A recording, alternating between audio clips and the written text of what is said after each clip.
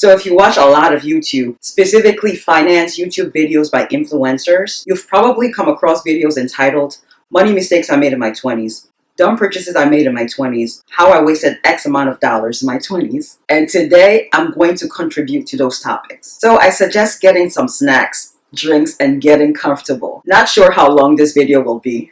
Just kidding, I'll keep it under 15 minutes. So let's dive right in.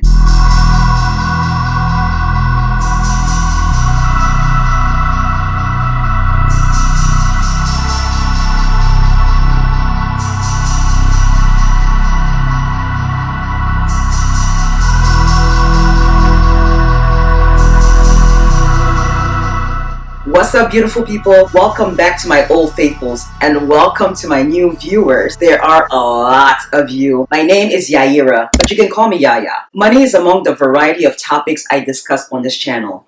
And today we're talking shameful ways I misused money in my 20s. And when I got to thinking about them, I was like, whoa, what was I thinking? And that precisely is my answer. I wasn't thinking. So why is this relevant or necessary? Putting all, well, most, I'm sure there are a few I haven't thought of my financial mishaps from my 20s on display. Well, I can't talk about how I saved $2,000 in 2 months, which I have a whole video on. My second highest viewed video on my channel thus far, by the way. I can't talk about that without talking about my journey to that place. I didn't just get up and save that amount of money without having made several financial mistakes. Spoiler alert, I'm still making mistakes, though not as many as before. Full disclosure, it has since gotten harder to save $1,000 a month. What with my credit cards, this damn pandemic, and I have car payments now. Got a new car about 2 months ago, and I am so thankful. I had to. If you're new here, at the height of the pandemic, so back in about April, May, June, I had a series of car issues. Couldn't catch a break. I have 3 whole videos in which I rant about my car situation. Be sure to check those out if you care about the details. They are linked below. Despite all these hurdles, I've been trying to get back to making saving a priority because not having an emergency fund isn't a road I want to go down again. Puts me in a precarious position. So without further ado, here are the shameful ways I misused money in my 20s.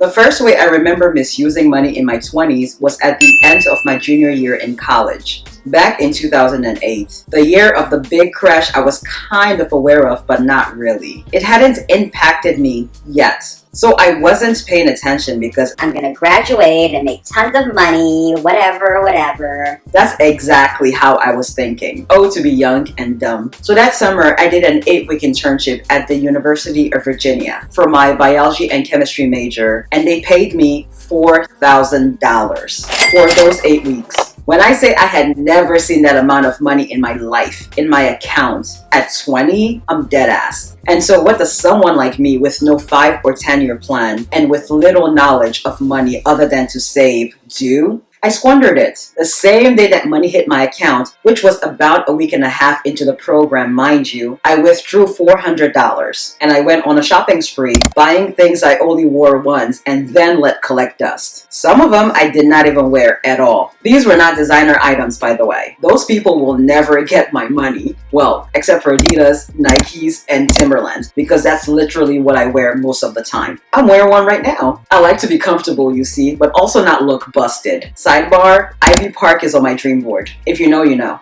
And while these brands are not particularly cheap, when compared to luxury brands like, say, Chanel, they are relatively affordable. But I digress. I was spending money mindlessly that summer. I also remember going to King's Dominion theme park and blowing $100 in one day. Can't even tell you what I spent it on. I also went to visit a friend in New York, which I don't regret. But the amount of money I spent while I was there, wildly unnecessary. I even lost $60. I guess it fell out of my pocket when I went to grab my keys or my ID, and I didn't discover it until later. I ended up going home at the end of the 8-week program with about $1,000 or less. So basically, I blew $3,000 in less than 8 weeks. And I had no bills to pay at the time. I have to say that while I regret the way I spent my money that summer, I wouldn't trade that experience for anything in the world. Aside from making that amount of money in an 8-week period, I was also surrounded by very ambitious people. Everyone in that program was on track to go to medical school or get a PhD in the sciences. And they all did end up becoming doctors or working in a lab. And then there's me. Sidebar, my brother always jokes and says, well, if you'd gone to medical school, you wouldn't be in that situation. Meaning the situation I'm in. Maybe, but I also would have accrued more student loan debt than I already have. And still be unhappy because that's not really what I wanted to do. So no, I don't have any regrets because I am a creative person and working in a hospital or a lab was not the move for me. But again, I digress. Being around ambition inspired me so much that when I got back to school my senior and final year after that internship, I was thoroughly bored. I'd seen too much in that 8-week period of being on the program. The job itself was so-so, but the social aspect was where it was at. And now I was hungry to explore. And this hunger led me to apply to graduate school in Chicago and then moving to Florida afterwards, but more on that later. For now, let's move on to the second shameful money habit of my 20s, letting someone file my taxes for me. I started filing my own taxes 3 years ago in 2017 after a disastrous experience. Okay, it wasn't disastrous, but it could have been because you can't cheat Uncle Sam. He gonna get his. So prior to that, my mom had been getting my taxes filed for me by the same tax preparer she'd been going to for years. And while I knew that taxes will be done correctly because this lady is actually qualified to be doing taxes, because I worked in Florida but was getting my taxes filed in Pennsylvania because I used to live there, it cost a bit more. And the wait time between the completion of filing and receiving the funds was 3 weeks to a month. Meanwhile, I'd hear of people getting their refund within a week of filing, and I was over here like, how, Sway? Turns out most of the time, these people receiving their money within a week or so filed your own taxes. But I didn't trust myself to file my own taxes because I didn't want to make any mistakes. And so I decided to have this guy do it for me instead. Till today, I'm not entirely sure if he was certified to prepare people's taxes, which again, mistake.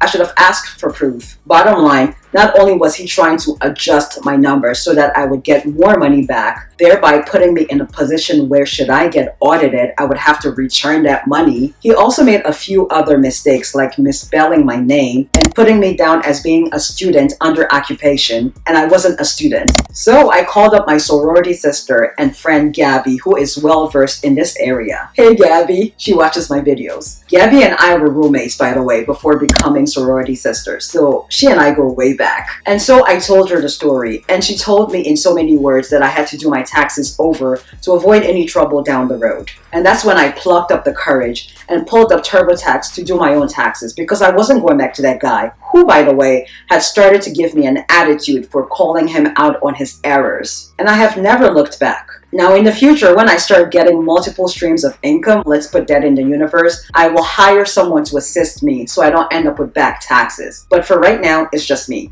Third financial mishap, not exactly shameful, but it's something I just realized. Overworking. It sounds very contradictory, but hear me out.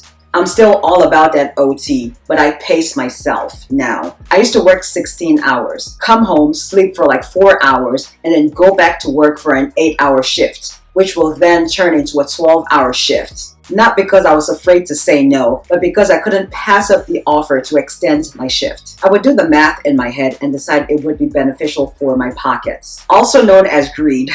Plus, there was that whole thing of wanting to keep busy to avoid thinking of a recent breakup. Or ghosting. Watch my very first YouTube video linked below for more info. While extending my shift was okay for my pockets, it wasn't for my health. Working that much eventually caught up to me, and I ended up calling off for work more times than I cared for due to exhaustion, which then defeated the whole purpose of working overtime in the first place. And this was way before I was taking my vitamins and eating somewhat clean. Not to say I eat clean 100% of the time now. I would say I eat clean about 60 to 70% of the time now. Once again, I have several videos of meals I make on the regular. Those are also linked below. Check those out if you're interested. And yes, I am very much plugging my own stuff. We only get one body, so we have to listen to it and take care of it.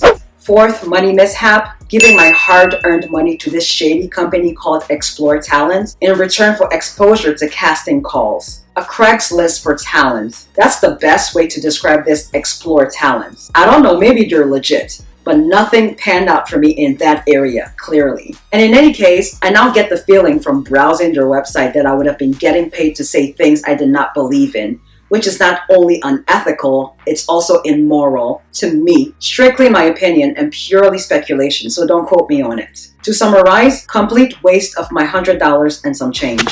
Fifth money mishap, going out of state for graduate school. So now going back to my first point, doing that 8-week long internship made me hungry to explore other cities. So my decision to go to graduate school in Chicago was purely out of curiosity. I had never been and thought it'd be cool. That, and also that was the only school out of 5 I applied to that accepted me. On probation, see, my GPA coming out of high school was a 4.0.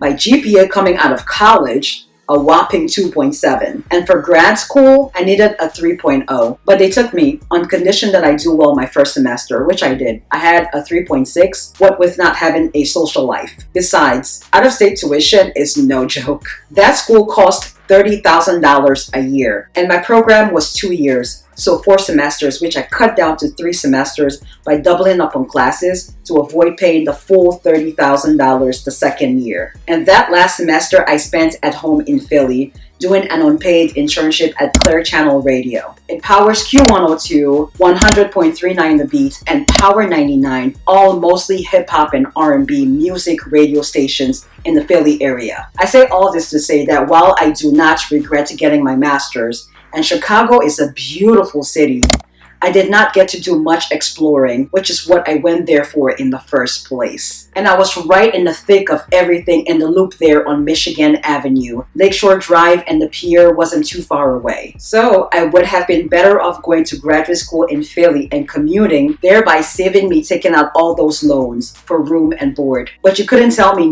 nothing at that time. You can't tell me nothing. My mind was set on Chicago. Now when I look at my student loans, I wish I would have known about interest. I mean, I knew what interest was. I had taken econ, but it was interest in relation to the economy and not an individual. I wish a personal finance class was not just offered, but a requirement in high school and college. One that covered investing, budgeting, APR, credit, etc., and was accessible to young adults from diverse backgrounds. It needs to be mandatory. But what's done is done. At least I made these mistakes in my 20s, so I don't have to make them when I have a mortgage, a husband, and kids.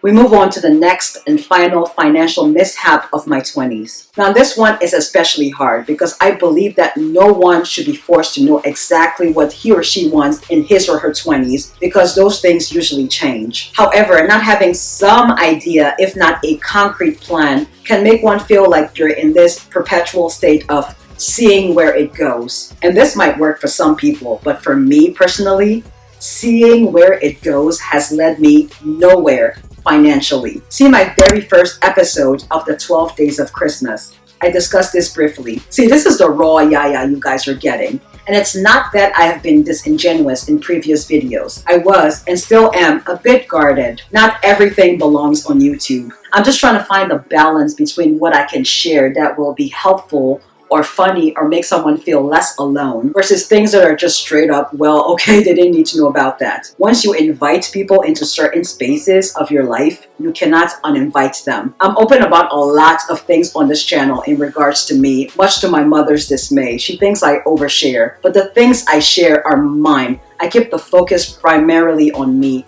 And while that might seem narcissistic, I'm not out here sharing family secrets or airing someone's dirty laundry. Every now and then I mention my mom or my brother or a friend, but it's usually in reference to something they had said which is relevant to the topic I'm discussing. And it's always something I know they wouldn't mind me sharing on here. Anyway, back to talking about money. I've gained lots of experiences which I'm grateful for, but I still feel like I'm waiting to graduate to that high-paying job that matches my degree, which is why I regret not having a plan. You know those questions that creep up on college or job applications or interviews. Where do you see yourself in 5 years? Well, the moment I decided that medical school was not for me, which was the moment I took organic chemistry, I shouldn't have paid that $200 for the MCATs. My mom paid for the MCATs. The MCATs is the entrance exam to medical school, just like the GREs is the entrance exam to graduate school. And I didn't show up to take those MCATs and did not bother inquiring about a refund, which I doubt they offered. So messy. And on that note, this video has come to an end. Share with me in the comments if you're brave enough some of your poor financial choices from your 20s, because I know everybody has at least one. And if you don't have any poor financial choices from your 20s, well, kudos to you. You are a unicorn. Let's all commiserate with each other and think about the money we would have had sitting in our accounts had we not been dumb. Thank you so much for watching. I really hope you enjoyed it, and I hope it brought value to you. And if it did, like, share, comment, and I'll see you on Thursday. Bye now.